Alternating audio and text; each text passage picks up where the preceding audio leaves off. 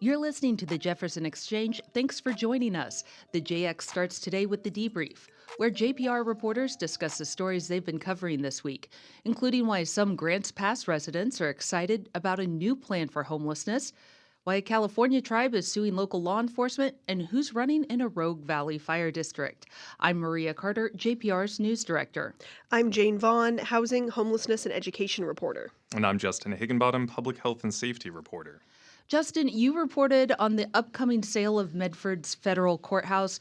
Why is the government selling this building? Yeah, so the short answer is they're building a new courthouse in Medford. That's a good reason. Yeah, good reason. So the General Services Administration, that's a federal agency, listed the James A. Redden Courthouse for accelerated disposition, actually, back in March. And what accelerated disposition means is that the government considers this building not core to government operations and that they would like to sell the building pretty quickly. And so this was one of hundreds of buildings actually listed originally by that agency, and this was at a time when Trump and Musk's DOGE, the Department of Government Efficiency, was really taking a hatchet to the federal government and looking for places to cut costs and cut spending.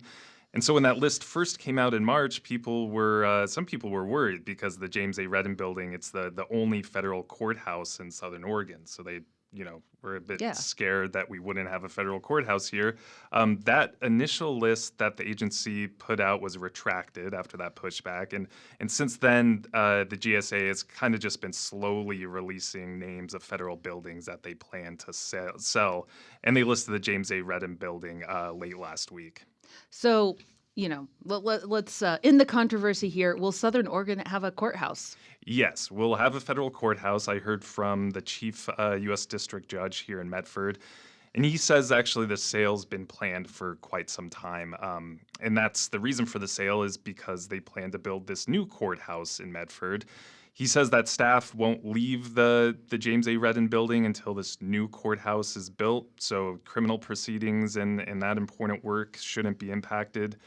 Easterly government properties will be the ones building this new courthouse, and I've heard them called the government's landlord in some articles because it's a private company, but they specialize in building federal buildings and then leasing them back to the federal government. So in this case, they have an agreement to lease this new courthouse to the feds for the next 20 years. Well, what can you tell us about this new courthouse? It's two-story. It's state-of-the-art, according to a press release. It'll meet some new green standards, so be more energy efficient. It'll also have the latest security requirements, so prevent, I guess, audio listening devices and things that you can plant in some of these courtrooms.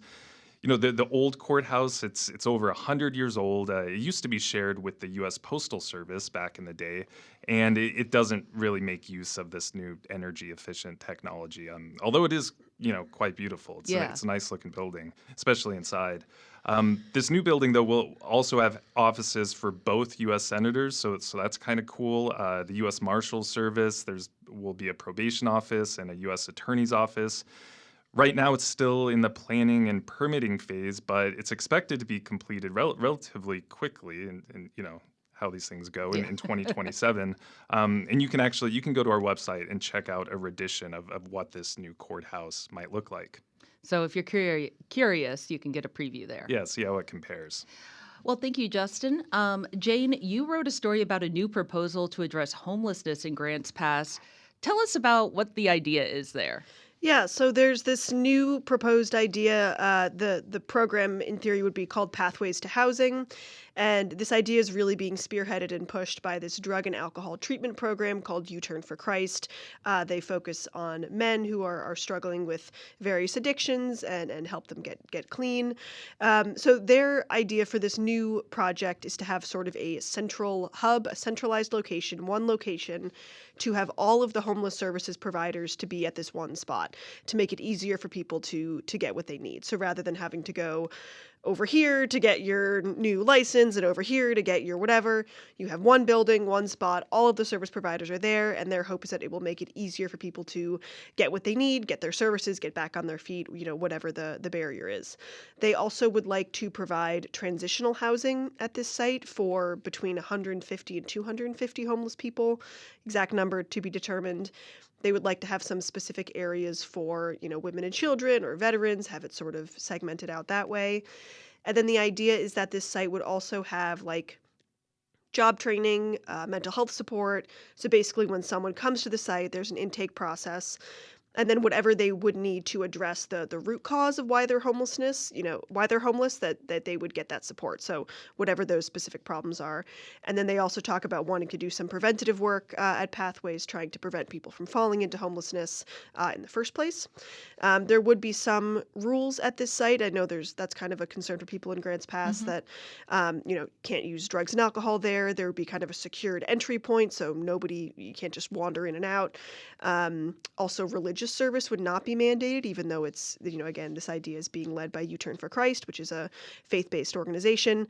But I know that's a complaint that a lot of people have with, for example, the Gospel Rescue Mission in Grants Pass is that you have to attend religious service, and there's a list of rules you have to attend. Some people think that's too many barriers. So religious service would not be mandated here. And so that's sort of the proposed idea at this point. Well, give us some background on why this sort of thing is needed in Grants Pass. Right. So obviously Grants Pass has had a increasingly visible homeless problem in recent years. There was the big court case that I've talked about before that was over the city's treatment of homeless people.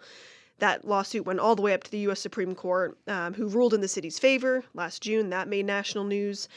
And then earlier this year, there was another lawsuit filed over the city's treatment of homeless people, saying that it violates Oregon state law. So that lawsuit is still ongoing. Part of that lawsuit, the city is currently under a court injunction saying that it can't enforce its public camping laws, and there are certain things that the city has to change first in order to get that court order lifted. That's what they're currently trying to do right now. That's where we're at. And so they're in the process of opening up 2 more homeless campsites right downtown. I believe one of them just opened up yesterday or today. It's quite soon. And then they will have a total of 4 homeless campsites right downtown, all within 2 blocks of each other. They're pretty close, and the goal is to have enough capacity for the city's homeless population that they can then, show the judge they've done what they're supposed to do.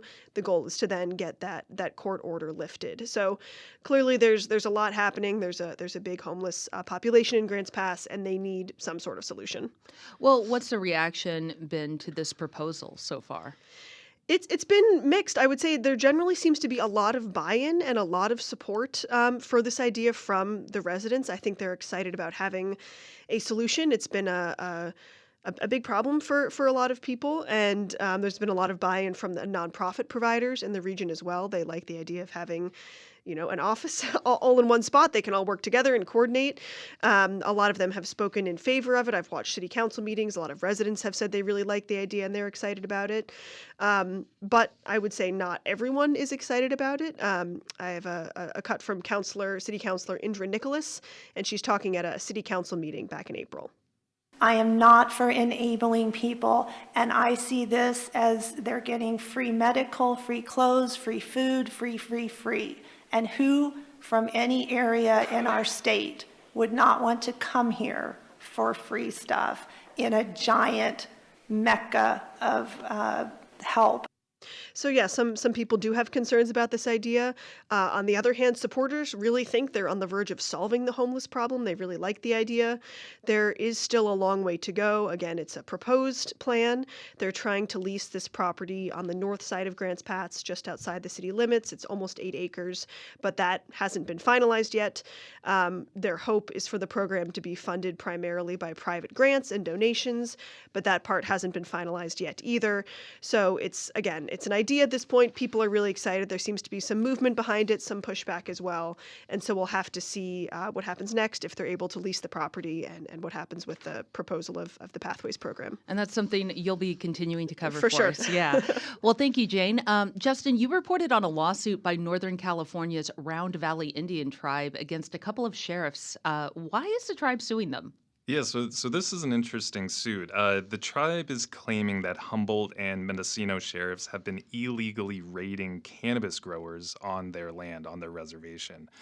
The complaint says that these raids have actually terrorized the tribal community. One of the plaintiffs is described in the lawsuit as a grandmother, so she's elderly and she's been growing medicinal marijuana to help her arthritis, which is allowed under the tribe's laws. So the tribe will license members to grow personal medicinal marijuana. And allegedly, law enforcement showed up to her property, which again is on tribal land. She's on a tribal allotment. And they destroyed her crops. They like had a tractor and kind of destroyed what she was growing. They had their guns drawn. Her family was at home, including her grandchild.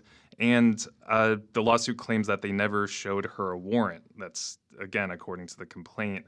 According to the tribe, this has been happening a lot. Sheriffs, along with state law enforcement, which in the lawsuit, the California State Highway Patrol is also named, they said that these agencies have been targeting cannabis growers on the Round Valley Reservation, and their point is that they shouldn't be allowed to do that because of sovereign immunity laws and some jurisdictional issues. County sheriffs shouldn't be allowed; it's illegal for them to raid these crops. Well, what is the law here? Are county sheriffs allowed to raid, cannabis growers on tribal land? Yeah, it's kind of complicated. So there's this federal law called Public Law 280, and that was passed back in the 50s. And it says non-tribal police in California can enforce criminal law on tribal property, but not civil or regulatory law. So I spoke to a legal expert to figure out what that means. And she says, cannabis can be a bit of a gray area there. There could be criminal issues that arise when you're growing marijuana, but it could also just be civil or regulatory problems. This lawsuit makes the point that sheriffs told the plaintiff they were raiding her property because she was violating environmental regulations, and that would be a civil offense. So if that's true, then this raid would be illegal, according to the tribe. Well, what has law enforcement said about this? Mendocino County Sheriff Matthew Kendall has talked to media about this, and he says, there's a lot of problems on the Round Valley Reservation, which he says that's what his officers are out to stop. He says cartels have moved into the area. There's rampant crime, including murders. And tribal members themselves are the one requesting more law enforcement in the region because it's just gotten so out of hand and tribal members fear for their safety. He told SF Gate that the reservation is at risk of becoming a narco state, actually, unless law enforcement, raids aren't stepped up. And he says his officers are really targeting the largest grow operations they can find, and that these are often not owned by tribal members, and alludes to them, again, being run by cartel or organized crime. So some local Round Valley tribal members have told media that they agree organized crime is there. They've moved in, they're growing marijuana, and that crime is getting out of hand. But the lawsuit sort of makes this point that law enforcement, they're not using their resources to go after cartel members necessarily. They're rather going after tribal members, like this grandmother mentioned, that don't pose a safety risk to the community. So the tribe is asking for a jury trial, which, we'll be following this case because it's pretty interesting.